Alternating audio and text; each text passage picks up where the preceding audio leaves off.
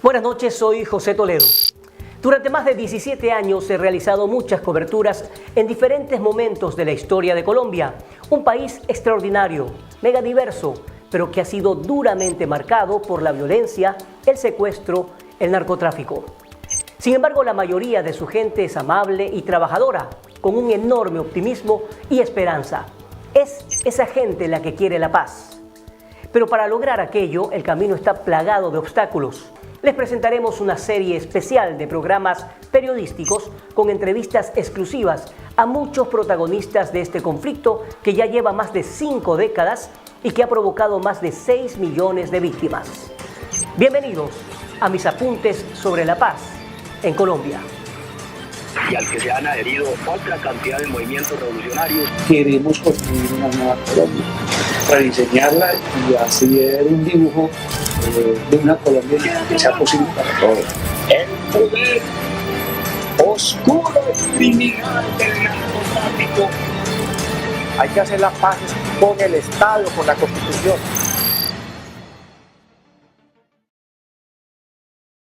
¿Cómo era un día típico? Más o menos a las 5 de la mañana nos levantábamos, a las 6 de la mañana nos daban el desayuno, manteníamos encerrados en esas jaulas, a las 9 de la mañana nos daban un agua, a las 11:30 nos daban el almuerzo, por ahí 3, 4 de la tarde nos daban algo de agua para bañarnos el cuerpo y ya a las 6 de la tarde cerraban la jaula y ahí quedábamos expuestos a pasar la noche. Ahora, en los tiempos en los cuales había marchas que teníamos que transitar por la selva, especialmente cuando el tiempo del presidente Uribe, que comienza la acción del Plan Colombia, que fue internarnos en la selva, entonces teníamos cadenas atados al cuello, aparte de eso muchas veces en los pies o cordeles en las manos, y nos desplazábamos en jornadas de marcha caminando 3, 4, 5, 8, 10 horas o más. Pero el dramático caso del general Luis Mendieta lamentablemente no es el único. Colombia ha soportado la guerra entre pueblo contra pueblo desde hace casi 6 décadas. Muchos politólogos, expertos, sociólogos e historiadores coinciden en que el 9 de abril de 1948, día en que asesinaron a Jorge Eliezer Gaitán, se dio inicio a la escalada de violencia en Colombia. Pero ¿quiénes fueron los autores intelectuales del crimen a este líder popular? Nunca se supo. Al asesino material lo capturaron mientras huía de la escena del magnicidio y lo ajusticiaron. El único testigo que podía haber revelado el secreto murió a golpes, un joven llamado Juan Roa. Hasta hoy, el crimen de Jorge Eliezer Gaitán está en la impunidad. Gaitán era la voz del pueblo, que soñaba con un país más justo, con clases sociales menos desiguales y con oportunidades. Sin duda, en las elecciones de 1948, Jorge Eliezer habría sido elegido presidente. A partir de aquel hecho de sangre, los gaitanistas se tomaron Bogotá y cometieron una interminable ola de violencia exigiendo la caída del entonces presidente Ospina Pérez. Se desencadenaron los peores enfrentamientos entre la Guardia Presidencial y quienes se querían tomar el palacio. Este episodio fue conocido como el Bogotazo. Colombia nunca más sería igual. Se inició entonces una década de violencia extrema en todo el país, con los crímenes más crueles. Colombia, durante 6 décadas, 7 décadas, se ha producido el horror, la barbarie, la hecatombe humanitaria, en las luchas por el poder y en las luchas por riqueza. Colombia se ha destacado selectivamente en un cierto tipo de crímenes y otros se han silenciado, ocultado, sobre los otros ha pesado el silencio. Aquí aparece simplemente la guerrilla como responsable de muchos crímenes y efectivamente la guerrilla ha cometido hechos muy graves, pero por otra parte el Estado, las fuerzas militares, los paramilitares que han sembrado el terror en regiones enteras del país, han pasado un poco a la sombra. En Colombia hay 7 millones de víctimas y de esas 7 millones de personas, de cada 10 de ellas, hay 6 personas que son campesinos. Desde niño me han perseguido, pero no me han podido matar. Me siento muy orgulloso de ser miembro de la FARC. Me siento muy orgulloso de ser miembro de la FARC. El origen de la guerrilla empieza en la década de los 60, según varios historiadores, como resistencia a la represión del campo. En junio de 1964, entonces ya creamos un programa en el que se dio a conocer a toda la opinión pública y al que se han adherido otra cantidad de movimientos revolucionarios y están de acuerdo y seguimos luchando por ese programa, todos en conjunto.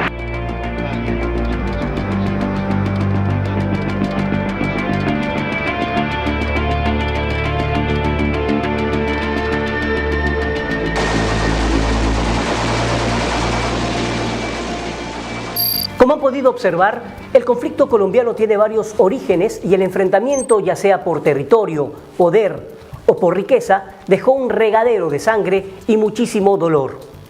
En el siguiente bloque les mostraré la continuación del caso del general Mendieta, quien permaneció 11 años, 7 meses secuestrado por las FARC, y veremos cómo se logró su liberación a través de un operativo militar.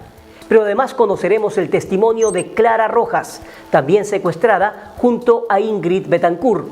Y también les mostraremos mi encuentro cara a cara con uno de los líderes de las FARC, Simón Trinidad, en plena selva colombiana hace 17 años. Continuamos con mis apuntes sobre la paz.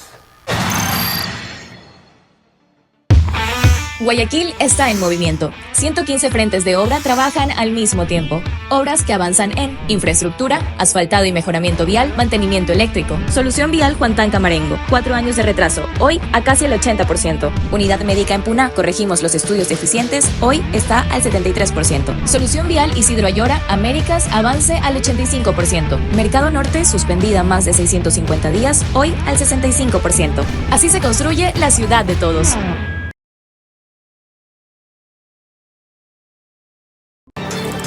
Hay que hacer las paces con el Estado, con la Constitución. Como hemos visto, el general Luis Mendieta fue secuestrado mientras cumplía con su deber en la población de Mitú. Su vida se convirtió en un infierno. A continuación, el relato de este general que estuvo secuestrado por las FARC por cerca de 12 años en medio de la selva. Además, conocerán el testimonio exclusivo de Clara Rojas, quien permaneció 6 años en manos del grupo guerrillero junto a Ingrid Betancourt en uno de los casos más dramáticos de la historia colombiana.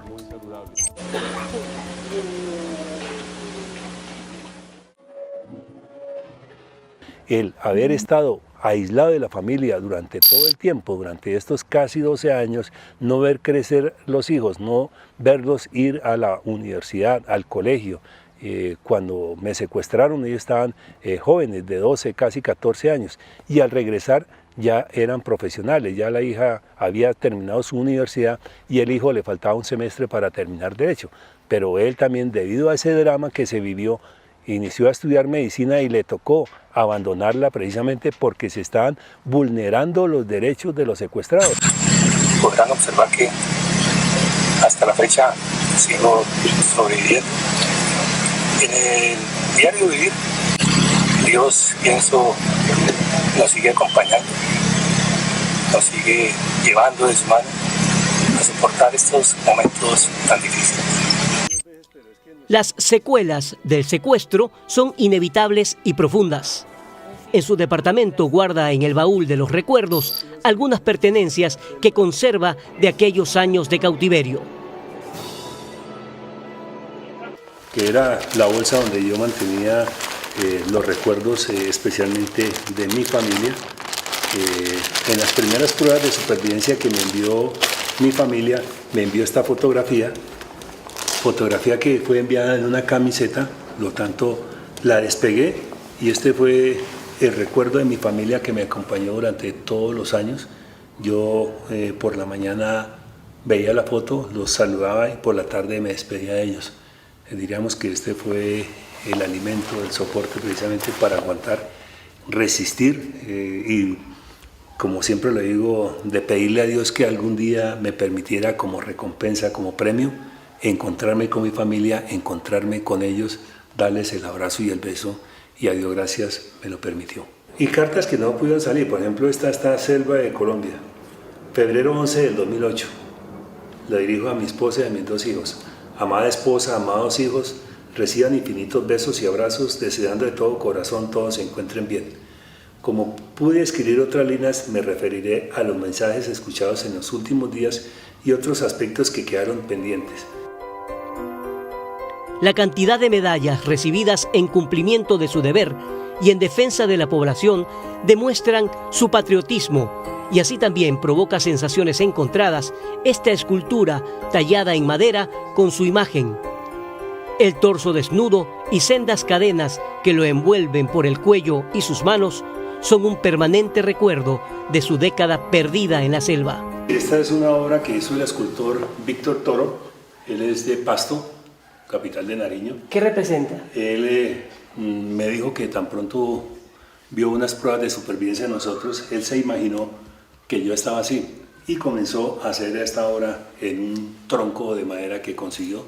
Por lo tanto, para tratar esta madera y hacer toda esta talla duró varios años. Si estamos hablando de un proceso de paz, también estamos hablando de un proceso de perdón. ¿Usted ha podido perdonar a las FARC? El perdón es un don espiritual primero, y segundo es en cada una de las personas. Yo desde que estaba en cautiverio hice mi catarsis, hice casi que una comunión, si es del término, con Dios, con la Virgen, unos aspectos místicos. Por lo tanto allí pienso que limpié mi corazón, limpié mi alma, y por lo tanto hasta hoy en día lo que hago es agradecerle a Dios por cada día que me permite vivir y disfrutar mi familia, disfrutar todas las cosas que me llegan permanentemente. Entonces esa es mi actitud hacia la vida. El perdón es un valor humano que no todos pueden experimentar.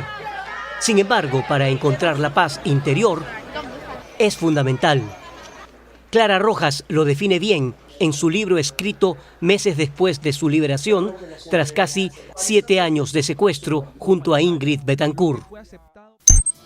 En la página 247 menciona: si pretendo seguir adelante y volver a tener una vida plena, necesito perdonar de corazón a todos los que me causaron tanto daño. Eso es algo que hago convencida de que no quiero seguir cargando con ese pesado lastre de dolor. Y yo creo que es lo mejor que me ha pasado, ¿sí? Le doy gracias a Dios porque yo no soy de las personas que salí con bronca con las FARC. No, yo pues entiendo la situación en que están, pero no tengo pues la cosa visceral de odio y resentimiento y rencor. ¿Cómo lo voy a hacer? Pues yo se lo debo a Dios, porque ¿de dónde saca usted esa fuerza para tratar de pasar lo impasable, ¿sí? De soportar lo insoportable, ¿sí?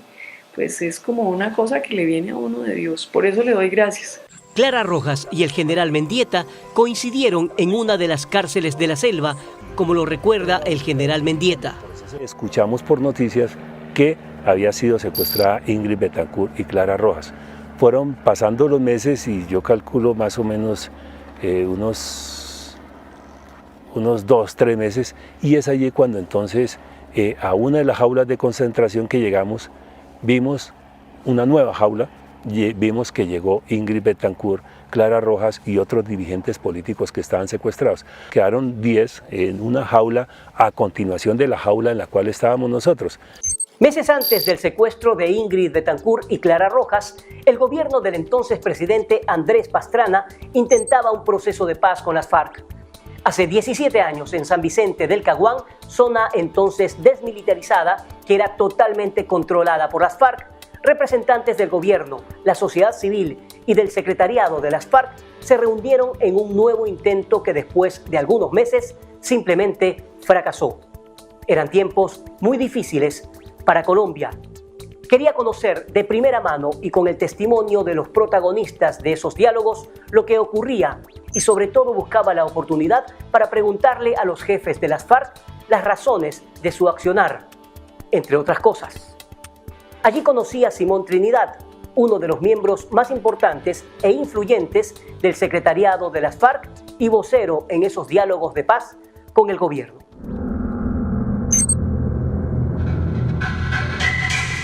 Viajamos a San Vicente del Caguán, Esta valla da la bienvenida a una zona totalmente controlada por las FARC. De aquí ya.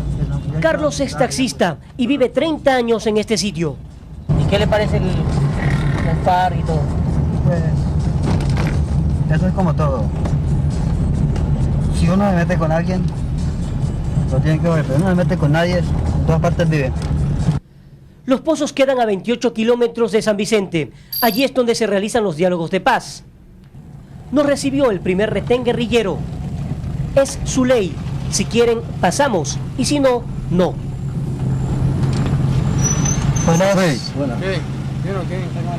Vamos a ir a los pozos.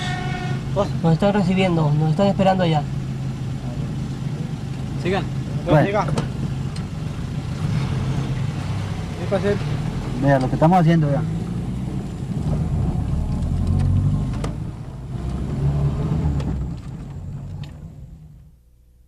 Aquí un ratito.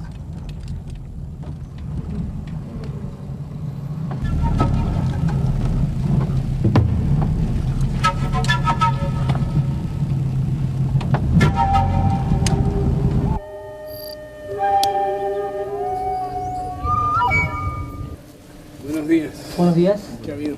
¿Cómo está? Simón Trinidad, vocero y uno de los 3 delegados de las FARC en los diálogos de paz, se muestra pesimista a la hora de hablar de alguna solución en el conflicto colombiano. Porque los Estados Unidos tienen mucho interés en aumentar su injerencia y su intromisión en los asuntos internos de Colombia. El Plan Colombia no es un plan de lucha contra el narcotráfico. Porque si fuera así, los narcotraficantes colombianos viven en Bogotá, en Cali, en Medellín, en Barranquilla, en Bucaramanga, en Ibagué, en Pereira.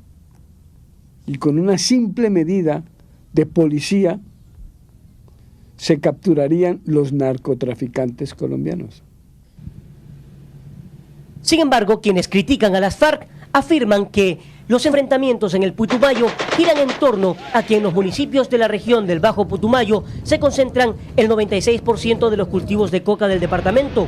Además, en este sector está más del 50% de la superficie de cultivos de coca de todo el país, de acuerdo a un análisis regional elaborado por el Observatorio de Derechos Humanos de la Vicepresidencia de la República. Aparentemente los paramilitares y los guerrilleros buscarían ganar ese territorio. ¿No tienen ningún vínculo con ustedes? ¿Qué opina usted, por ejemplo, de los narcotraficantes?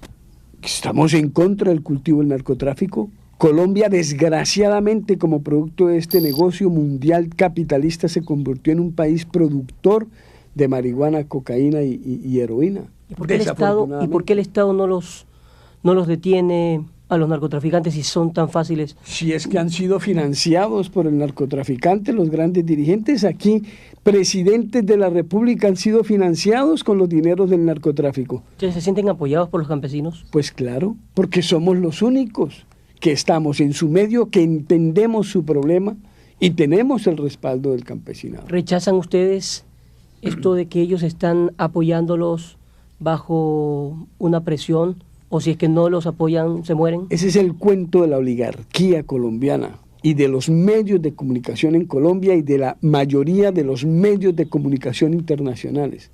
¿Cómo puedes tú obligar a millones de campesinos a través de la fuerza a que nos colaboren? Es absurdo.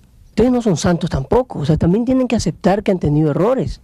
Que han, por ejemplo, esto de los policías y militares que están secuestrados, dicen uno, yo no sé ni cómo decirlo, si son secuestrados o prisioneros de guerra. Pero imagínate tú que ellos no fueron cogidos volando cometa, montando en bicicleta en los parques del país. Fueron capturados en combate contra nuestras unidades, con armas, con fusiles, con granadas, con cañones, con morteros, en sus bases. En aquella entrevista, Simón Trinidad habló de la visión que tienen las FARC sobre la construcción de lo que ellos llaman un nuevo Estado colombiano. Pero podrían ser aislados por el mundo. Porque, ¿y por qué? Porque sería una dictadura o no. Pero ¿por qué si lo que estamos es pidiendo la democratización de la tierra? ¿Ustedes creen Estamos diciendo hay que entregarle tierra a los campesinos, hay que darle vivienda a los que no tienen vivienda, hay que generar una industria para dar empleo, hay que aumentar el mercado interno colombiano, hay que producir más para poder competir más en el mercado internacional, hay que democratizar la producción. Nosotros no estamos hablando, en ningún momento estamos hablando de la socialización de la economía, estamos hablando es democratizarla. No dictadura. La gente puede ir a votar, hay candidatos. Pero, por supuesto, pero no para elegir a los corruptos y a los politiqueros que históricamente han gobernado en contra de los intereses nacionales. Y una nueva base económica que tenga en el centro al hombre y a la mujer colombianos y que se beneficien ellos de la inmensa riqueza que tiene este país y del potencial de 40 millones de colombianos para salir del atraso, de la miseria, del abandono. ¿Pero un nuevo Estado liderado por quién? ¿Por las FARC? Entre otros por las FARC. En Colombia hay muchísima gente y muchísimas organizaciones que están luchando por un nuevo Estado y por un nuevo régimen político. Es decir, cambiar las leyes, un nuevo Congreso, una nueva Constitución. Por supuesto, es que no podemos nosotros, con la misma clase dirigente, con los mismos gobernantes, construir un nuevo país. Unos meses después de la entrevista, los diálogos de paz fracasaron. Simón Trinidad fue capturado en Quito, Ecuador, y después de ser llevado a Colombia, fue extraditado a los Estados Unidos. Por fuera de cualquier protocolo, las notas del libro de las FARC. Que yo muchas veces increpé que por favor me liberaran, nunca quisieron. Guayaquil está en movimiento. 115 frentes de obra trabajan al mismo tiempo. Obras que avanzan en infraestructura, asfaltado y mejoramiento vial, mantenimiento eléctrico. Solución vial Juan Tanca Marengo. 4 años de retraso. Hoy a casi el 80%. Unidad médica en Puná. Corregimos los estudios deficientes. Hoy está al 73%. Solución vial Isidro Ayora. Américas. Avance al 85%. Mercado Norte. Suspendida más de 650 días. Hoy al 65%. Así se construye la ciudad de todos. Hoy en día, Simón Trinidad, pese a estar detenido, continúa cumpliendo un papel fundamental en los diálogos de paz que se llevan a cabo en La Habana, Cuba. Y es que las FARC han exigido que para que se logre la paz definitiva, los Estados Unidos deben entregar a la justicia colombiana a Simón Trinidad para que vaya a las cárceles de su país. Algo que lo analizaremos en otro momento. Pero antes debemos explicar que en aquella época en que fracasaron los diálogos de paz, Colombia atravesaba momentos de gran tensión y en medio de ello la campaña política para suceder en el cargo al entonces presidente Pastrana. El 23 de febrero del 2002, la dirigente del Partido Verde Oxígeno y ex candidata presidencial independiente Ingrid Betancourt, junto a Clara Rojas, integrante del mismo partido, fueron secuestradas, cuyo caso dio la vuelta al mundo. ¿Qué pasó? Pues es un poco lo que contamos en el primer día. Nosotros estamos en campaña política y hay un hecho que preocupa al país. Y hay un alcalde de nuestro partido político que es de San Vicente del Caguán. Él nos llama y nos dice, el gobierno ha levantado la zona de distensión. Por favor, ustedes, ¿por qué no vienen? A ver, de alguna manera que como ya están volviendo las fuerzas militares en su conjunto muy fuerte, con su presencia, ustedes logran de alguna manera pues ayudar a la población civil. Nosotros de una manera ingenua pues fuimos porque pues obviamente 2 personas cómo pueden parar toda una situación y ese era el objetivo de nuestra visita. Fue desafortunado pues que nos secuestraran porque ahora yo honestamente le digo, yo no pensé que nos fueran a secuestrar porque la semana anterior, hace 8 días, las FARC había invitado a todos los candidatos a la presidencia, a la propia Ingrid, a una mesa y habían hablado como estar hablando nosotros aquí. Entonces, pues créame que en mi radar no me imaginaba yo que esta gente, después de que se ha sentado con una persona y ha hablado y le ha escuchado sus propuestas y le ha propuesto cosas o le ha dicho que no le parece, pues vaya a considerarle objeto de secuestro a los 8 días siguientes. Eso fue lo que pasó, pues que las FARC no son ninguna perita en dulce, ni en ese momento ni lo son ahora. Entonces, pues esa es la realidad. Y tan es así que yo muchas veces increpé que por favor me liberaran, nunca quisieron. Los medios de todo el planeta llevaron a cabo reportajes de este secuestro y al poco tiempo 3 norteamericanos también cayeron en manos de las FARC, una vez que la avioneta en la que viajaban cayera en plena selva. Colombia era titular de primera página en los principales medios de Estados Unidos, América y Europa. Decenas de mensajes, marchas, opiniones de gobernantes se volcaron en búsqueda de la liberación de este grupo de personas. ¿Se hizo jugar? Nos intentamos varias veces, pero en la selva es muy difícil porque no es como aquí que usted sale y pregunta para dónde sale. Nosotros muy citadinas, ¿no? No, duro. Entonces, pues, eso es lo que yo le puedo decir, que es lo que usted seguramente habrá leído en el libro. Lo demás son especulaciones, de uno y otro lado. Ingrid Betancourt se había convertido en la insignia de los rehenes que durante 6 años, 4 meses estuvo en manos de las FARC. Pero cómo logró convertirse en la más importante de los secuestrados no fue solamente por haber sido la candidata a la presidencia de la República de Colombia, fue también el impacto mediático de su pedido a través de sus pruebas de vida que trascendieron a la prensa y luego al mundo entero. Sin duda alguna, las imágenes últimas desde la selva, donde prácticamente se la veía desconsolada, muy enferma, hicieron llorar a Colombia y al mundo, más aún la carta que envió Ingrid a su madre y que trascendió a la prensa. Estoy mamita cansada de sufrir. He sido o tratado de ser fuerte. Estos casi 6 años de cautiverio me han demostrado que no soy ni tan resistente, ni tan valiente, ni tan inteligente, ni tan fuerte como yo creía. He dado muchas batallas, he tratado de escaparme en varias oportunidades. He intentado mantener la esperanza como quien mantiene la cabeza fuera del agua. Pero mamita, ya me doy por vencida. Quisiera pensar que algún día saldré de aquí. Pero me doy cuenta que lo de los diputados, que tanto me ha dolido, me puede pasar en cualquier momento. Pienso que eso sería un alivio para todos. El mundo entero organizó marchas, sobre todo en Colombia y en Francia, pero mientras esto ocurría, el ejército colombiano preparaba silenciosamente el operativo más importante de su historia. Meses más tarde, Clara Rojas sería liberada luego de intensas negociaciones.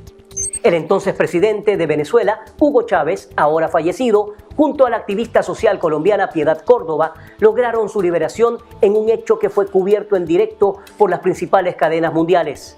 Colombia era nuevamente noticia, pero esta vez reconfortante y esperanzadora. Los dejo con un avance de lo que verán de mis apuntes sobre la paz en Colombia.